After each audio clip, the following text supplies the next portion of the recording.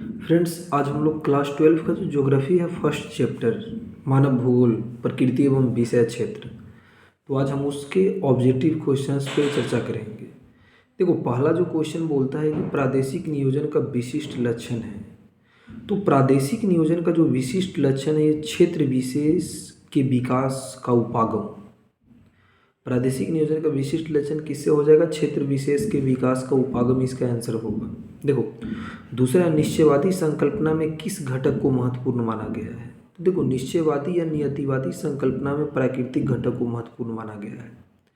संभववादी संकल्पना में मानवीय घटक को महत्वपूर्ण माना गया है। और अगर तीसरा पूछा कि नव निश्चयवादी संकल्पना, तो उसमें प्रकृति और मानवीय दोनों घटक को महत्वपूर्ण माना गया है। देखो, अगला प्रश्न है कि मानव भूगोल का संस्थापक किसे कहा जाता है? तो ध्यान देना। देखो, मानव भूगोल का जो संस्थापक या जनक है रैटजेल है, फ्रेडरिक रैटजेल। तुमसे पूछेगा कि रैटजेल कहाँ के भूगोलवेत्ता थे? जर्मनी के थे। ये भी एग्जाम में पूछा गया है कि रैटजेल कहाँ के थे? जर्मनी के थे। रैटजेल का एक किताब है एंथियोपियोजियोग्राफी, ये रैटजेल ने लिखा। तीन ऑब्जेक्टिव ध्यान देना कि मानव भूगोल का संस्थापक किसको बोलते हैं? रैटजेल को। रैटजेल कहाँ के थे? जर्मनी के थे। रैटजेल ने कौन सा किताब लिखा? एंथियोपियोजियोग्राफी।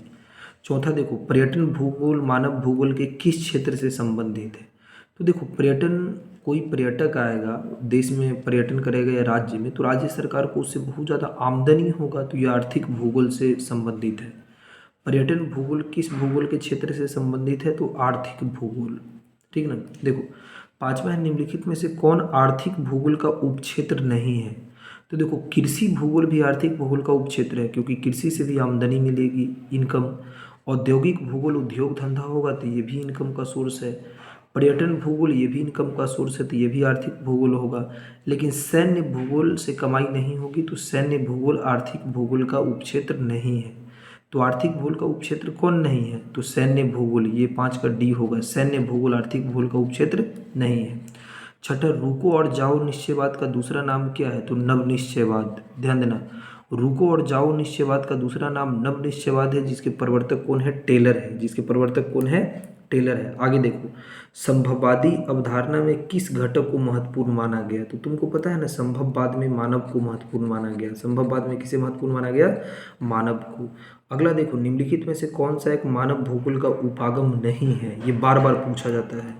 तो मानव भूगोल का उपागम नहीं है मात्रात्मक क्रांति। मात्रात्मक क्रांति मानव भूगोल का उपागम नहीं है। देखो, नव निश्चयवाद के प्रवर्तक कौन है? मैं बोला हूँ टेलर। नव निश्चयवाद के प्रवर्तक गिरफ्रीड टेलर है, तो टेलर नव निश्चयवाद के प्रवर्तक है।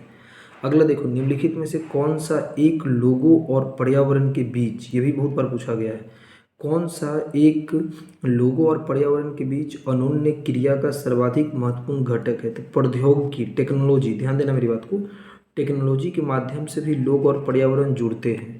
अच्छा, भूगोल में मात्रात्मक क्रांति का संबंध किससे है? तो दोनों से हो जाएगा, भौतिक भूगोल से भी और मानव भूगोल से भी, तो सी हो जाएगा। निम्न में से हम्बोल्ट द्वारा लिखित पुस्तक कौन है? जानते हो, हम्बोल्ट ने जो किताब लिखा था कास्मास या कॉस्मास, तो कास्मास पुस्तक किसने लिखा? हम्बोल्ट ने लिखा।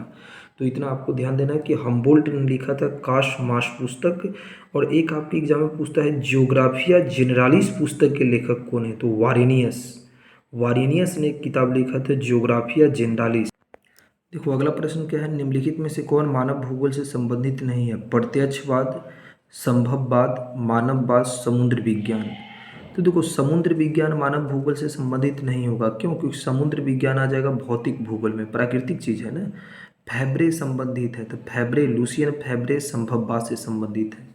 संभववादी शब्द को सबसे पहले लुसियन फैब्रे ने दिया, तो 14 का बी होगा। वर्ष 2011 की जनगणना के अनुसार भारत की जनसंख्या कितनी है? तो 121 करोड़, तो 15 का होगा डी।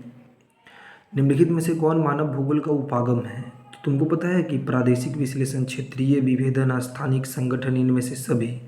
तो 16 का क्या हो जाएगा? डी हो जाएगा। तो मानव भूगोल का उपागम सभी है। कैसा लगा वीडियो बताना कमेंट में।